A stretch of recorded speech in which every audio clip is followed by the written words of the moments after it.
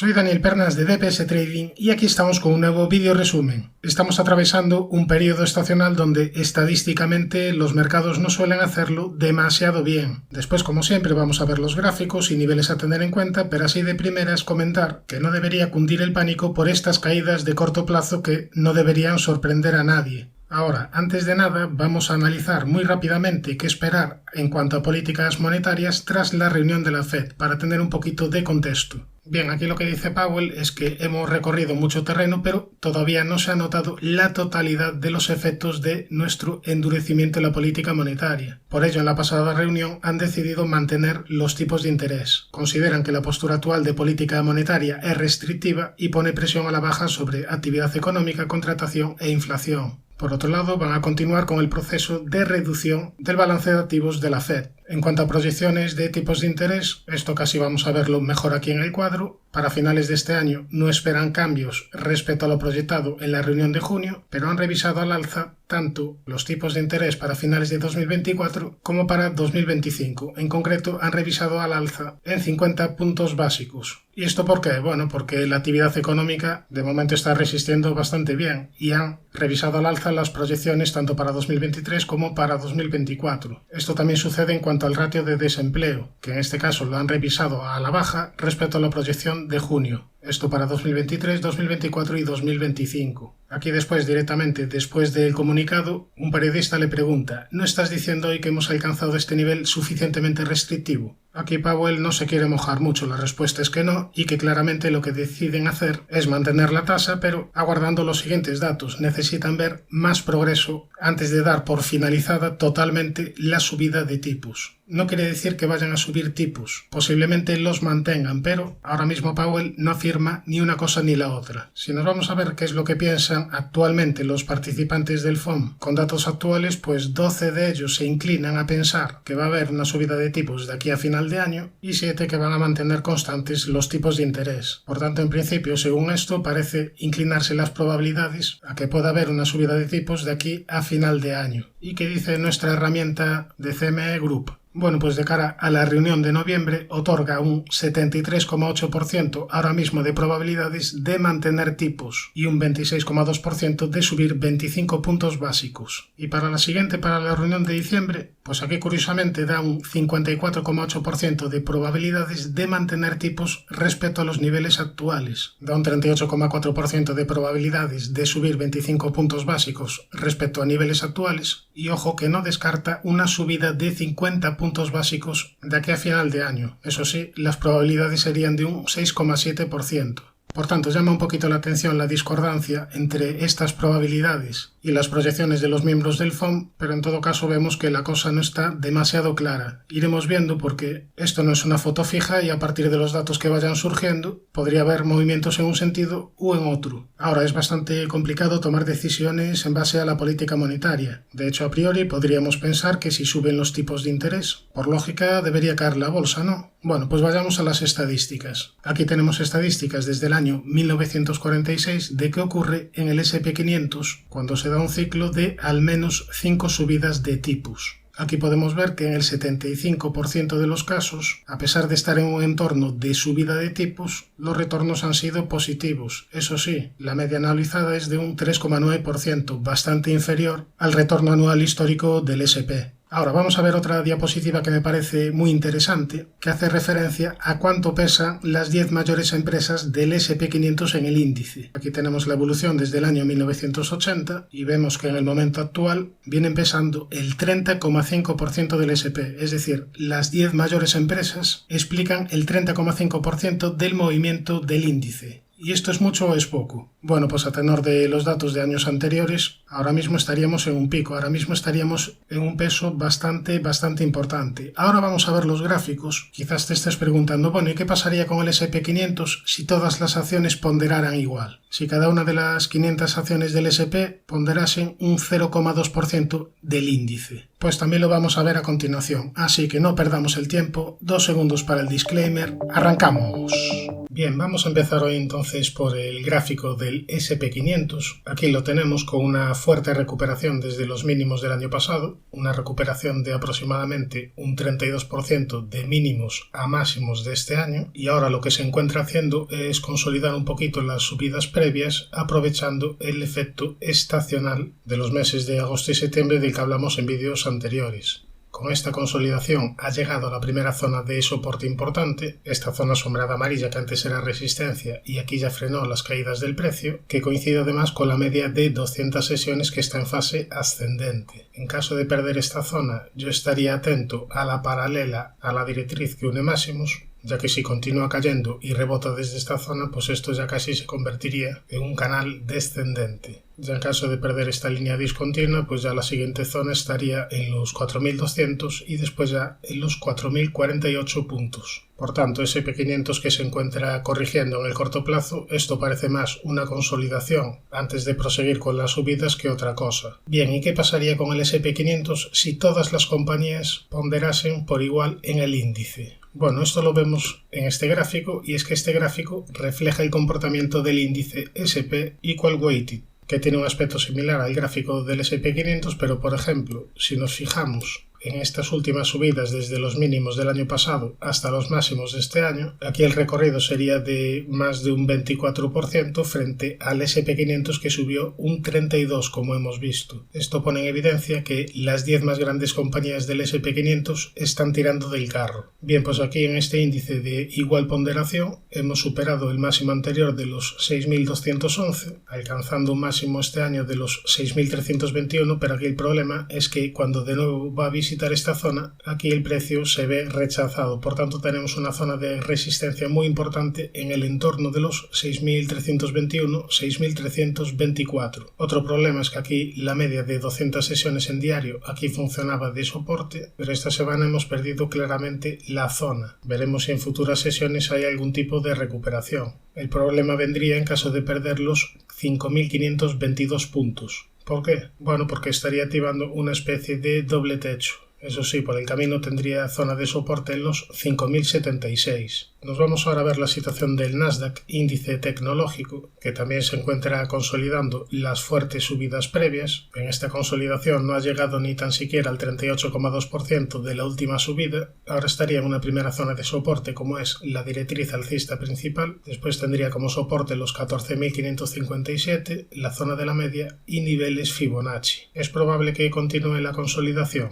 Bueno, ya lo dije en vídeos anteriores, yo creo que sería bastante sano al menos ir a buscar el 38,2% de esta última subida. Creo que sería sano que siguiese consolidando un poquito, que entrase más miedo en el mercado para así tener más gasolina para poder reiniciar las alzas con más fuerza. En este sentido yo creo que va a ser bastante clave la situación del VIX. Después vamos a ver el gráfico de la volatilidad que puede dar bastantes pistas de lo que puede hacer la renta variable americana, pero nos vamos ya a ver la situación del otro índice Dow Jones. Bueno, aquí en esta semana hemos perdido la primera zona de soporte importante, esta doble directriz que venía uniendo mínimos, y ahora veremos si es capaz de agarrarse el precio a la zona de la media. Tiene primera zona de resistencia importante, este entorno de los 35.000, esta zona que marcamos en el vídeo anterior. Primera zona de soporte, por tanto, la media, los 33.600 y muy importantes los 32.540.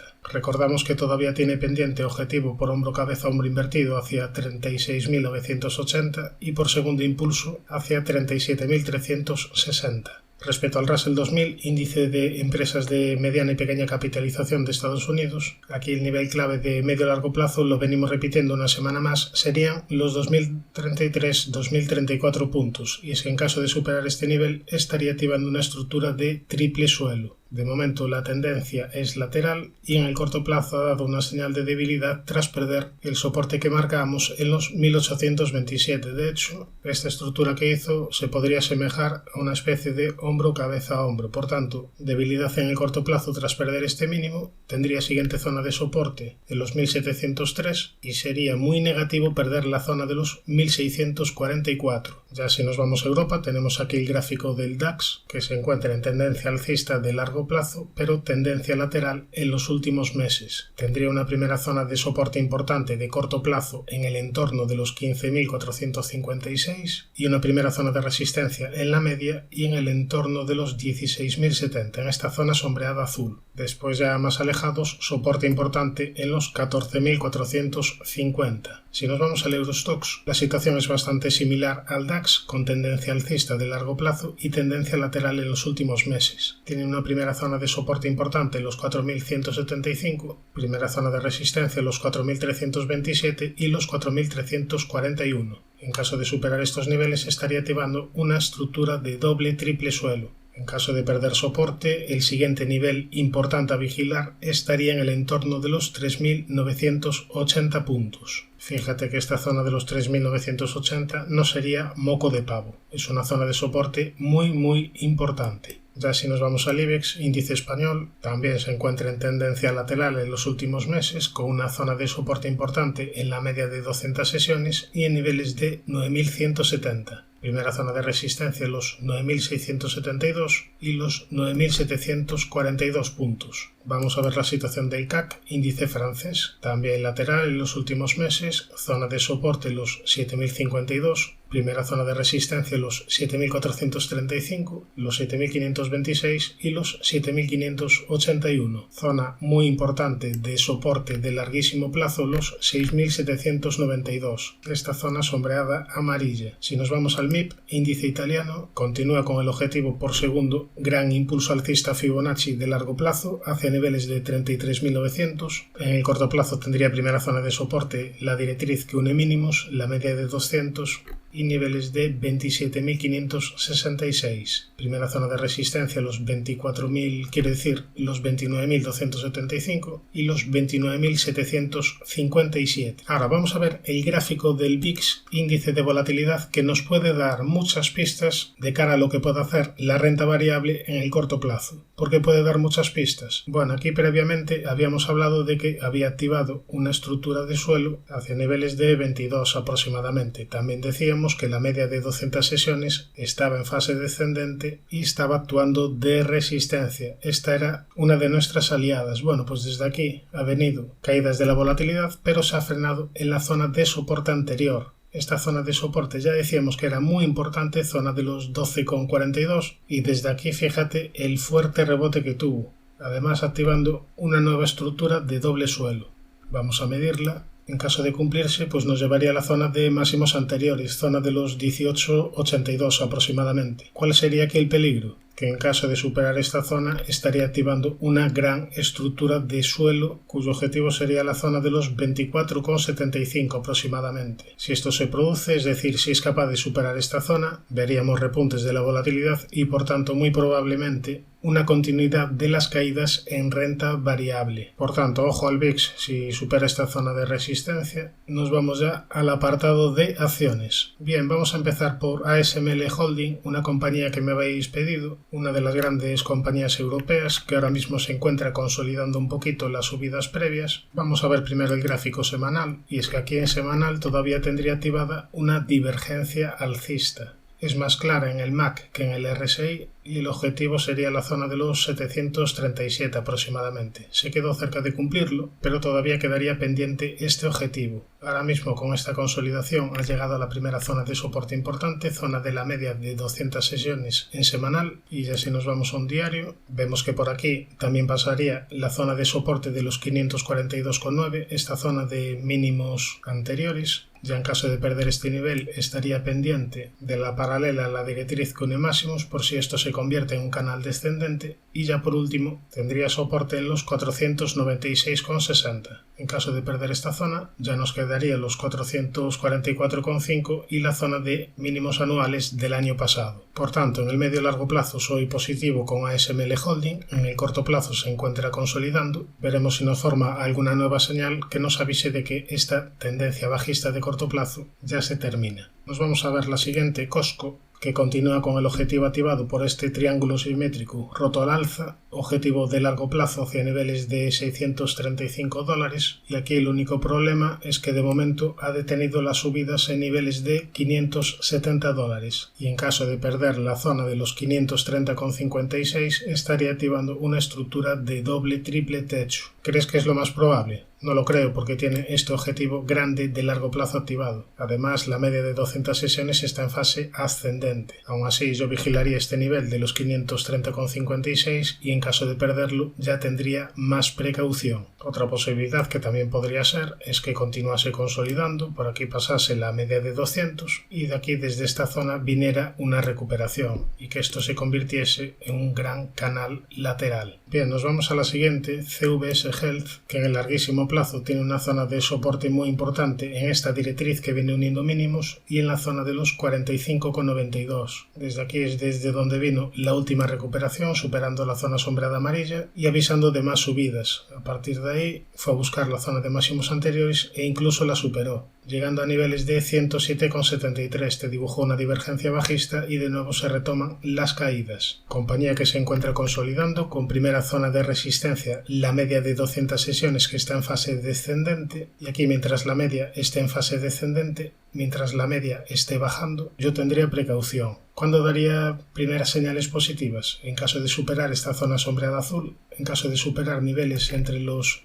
77,38, 77,84. Si supera esta zona y después la media de 200 sesiones es capaz de girarse al alza y empieza a funcionar de soporte en vez de resistencia, esta sería la primera señal de mejoría. Y en cuanto a soportes, yo vigilaría esta zona entre los 64,62, 65,80. Nos vamos a la siguiente, Dole, que mejoró su aspecto técnico tras superar la zona sombreada amarilla. A partir de ahí, la media pasó de ser resistencia a ser soporte, pero después empeoró de nuevo su aspecto técnico tras perder esta directriz. Perdió la directriz, perdió este mínimo y ahora mismo la media de 200 sesiones se ha aplanado y tenemos el riesgo de que empiece a funcionar de resistencia. En cuanto a soporte, yo vigilaría los 11,15 y después esta zona sombreada azul en el entorno de los 10,70. Nos vamos a ver la situación de Endava, una compañía que ha sufrido mucho desde que te marcó aquí máximos en el entorno de los 172,41. Aquí te dibujó una figura de techo que avisaba de que estas subidas probablemente necesitaban un descanso y bueno, el descanso ha sido bastante importante. Aquí arriba estaban valoraciones bastante exigentes y bueno, tras estas caídas la valoración de Endava ya es más atractiva a nivel fundamental. Después también vamos a ver más empresas del sector como EPAM y como Nagarro, y es que no solo está cayendo Endava, sino que está cayendo todas las compañías del sector, es decir, no es un problema específico de Endava, sino que más bien es un problema del sector que parece temporal y que en algún momento va a tener que recuperarse. Obviamente, ahora a estos niveles no hay la euforia que había aquí arriba. Aquí arriba todos estaban pensando en comprar Endava, en comprar Nagarro o en comprar EPAM. Aquí abajo ya no se escucha tantas recomendaciones de compras. Eso sí, de momento la tendencia sigue siendo bajista, la media de 200 sesiones sigue en fase descendente, pero daría una señal bastante importante en caso de superar la zona sombreada amarilla. Y es que en caso de superar la zona de los 61,13,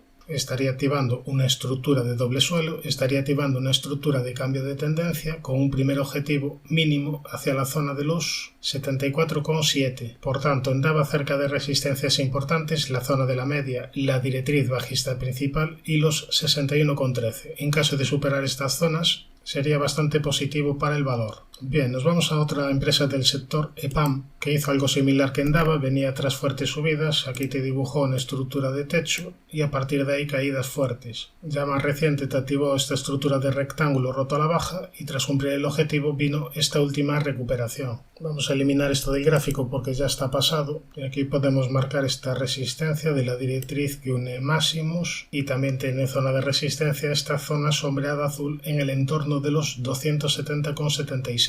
Primera zona de soporte los 230, los 198 y si reducimos el zoom, la directriz que une mínimos y el entorno de los 151,97. Aquí de momento no tenemos ninguna estructura a vigilar como Endava, pero como las caídas fueron más bien debidas al sector, si Endava finalmente acaba activando ese doble suelo, pues quizás las demás compañías también sigan su estela. De momento aquí no ha dado ninguna señal de mejoría, en Endava tampoco. Nos vamos a ver la siguiente del sector, en este caso europea, nos vamos a Nagarro. En Nagarro las caídas han sido muy duras. Esta es una compañía que se puso bastante de moda en redes sociales y cuando esto ocurre, pues cuidado. Cuando ves que todo el mundo es fanático por una acción, no suele ser demasiado buen síntoma, sino casi más bien todo lo contrario. Bueno, ahora a estos niveles la valoración de Nagarro pues ya es bastante más atractiva a nivel fundamental. Y a nivel técnico, bueno, pues a nivel técnico, de momento la tendencia es bajista, la media de 200 sesiones está en fase descendente y actuando de resistencia. Como soporte tendríamos los 63,50 y esta directriz que viene uniendo mínimos. Como primera resistencia, la directriz que une máximos, los 81,40 y la zona de la media. A ver si dibuja algún tipo de estructura. Quizás lo que puede estar haciendo sea una cuña descendente, pero tampoco es de las más claras. Vamos ahora a ver la situación de Hermès, una compañía de muchísima calidad que está dentro de un sector que me gusta mucho, el sector de lujo, y una compañía que técnicamente avisó de subidas tras la activación de esta cuña descendente rota al alza. Además, acompañada de una divergencia alcista, que avisaban que muy probablemente estas caídas habían terminado. A partir de ahí la media empezó a actuar de soporte, se superaron los máximos anteriores y bueno, la subida fue bastante importante, duplicó su valor, pasó de los 951 a los 2050 euros.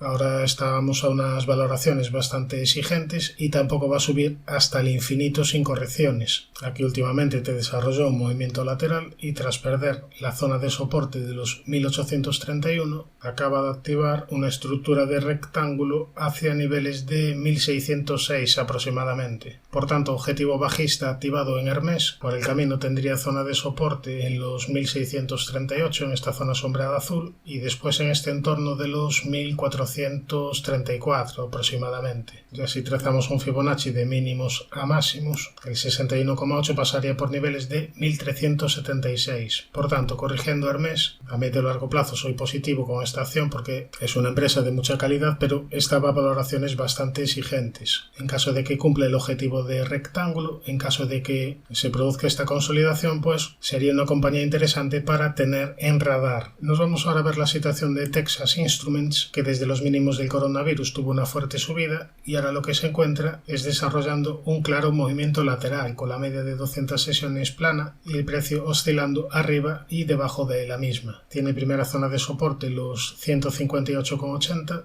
y después ya la zona de los 139,30. Primera zona de resistencia a la media, los 186,81 y los 191,27. Nos vamos a ver la situación de Vidrala. Por cierto, dentro de poco probablemente haga un análisis de todas las acciones del IBEX, lo hago periódicamente y tocaba esta semana, pero la verdad es que no tuve demasiado tiempo. Espero, si no a lo largo de la semana, al menos el próximo fin de semana, actualizar la situación de todas. Además también habrá un vídeo especial, así que te recomiendo que si te está gustando el vídeo que te suscribas al canal y que actives las notificaciones. Bien, pues vamos al gráfico de Vidrala, una compañía muy interesante de bolsa española, donde aquí la última señal la dio tras activar esta divergencia alcista, tras superar los 72,99 activaba objetivo y bueno, fue capaz incluso de superar el máximo anterior.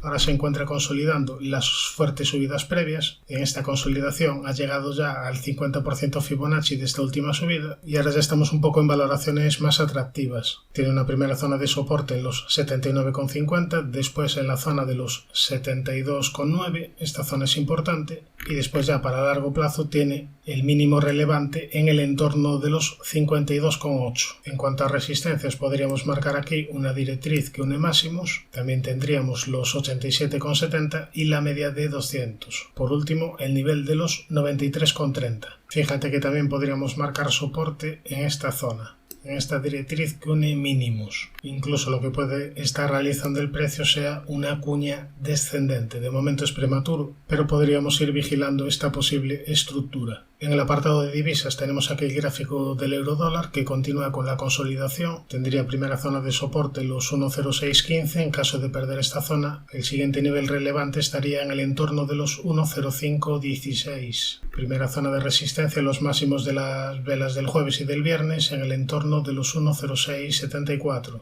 Después ya tendría como zona de resistencia los 1.0740 y la zona sombreada azul en el entorno de los 1.0772. Respecto al oro, tendencia lateral en los últimos meses con primera zona de resistencia en la media y en los 1955. Después tendría como resistencia los 1987, primera zona de soporte, los 1902, los 1884 y el entorno de los 1803. Respecto a la plata, tiene primera zona de soporte importante en la directriz alcista principal y niveles de 22,11. Primera zona de resistencia en la media, la directriz con máximos y el entorno entre los 25,01 y 25,27. Respecto al petróleo Brent, tenemos aquí el gráfico que dio señales de mejoría tras la activación de este rectángulo y tras la superación de esta directriz bajista que venía uniendo máximos. A partir de ahí rebote fuerte del precio y ahora mismo se encontraría un poquito alejado de la zona de la media de 200 sesiones. Si nos vamos a un gráfico horario, vemos que tendría primera zona de resistencia este entorno de los 94,64, primera zona de soporte este entorno de los 92,71. Nos vamos ahora a ver la situación del gas natural, que tiene unos niveles bastante claros a vigilar. Como zona de resistencia importante tendría este entorno de los 3,02.